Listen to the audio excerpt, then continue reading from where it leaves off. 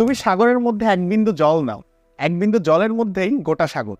আমি এমন অনেক মানুষ দেখেছি যাদের কোনো পোশাক নেই, আবার এমন অনেক পোশাক দেখেছি যার মধ্যে কোনো মানুষ নেই।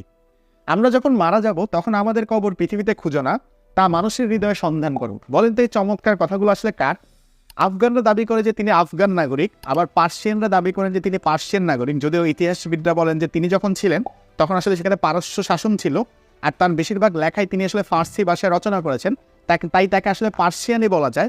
আর আপনি দেখবেন ইন্টারনেট বলি বা বিভিন্ন জায়গায় তার অনেক চমৎকার চমৎকার কথাবার্তা বা উক্তি আপনি চারপাশে ঘুরে বেড়াতে দেখবেন। সো এই মানুষটার নাম হচ্ছে মাওলানা জালালউদ্দিন রুমি, যার কথাবার্তা আমার খুবই পছন্দের। সো তাকে নিয়ে লেখা একটা ছোট্ট বই পড়ে শেষ করলাম। বইটার নাম হচ্ছে রুমির কথা মঞ্জুরি, লিখেছেন জয়দেব কর। অর্থাৎ রুমির, মাওলানা জালালউদ্দিন রুমির যে ছোট ছোট সুন্দর সুন্দর কথাবার্তাগুলো রয়েছে, একটু আগে আমি যেগুলো বললাম, তেমন অনেক সুন্দর কথাবার্তা দিয়ে এই ছোট্ট বইটা সাজানো।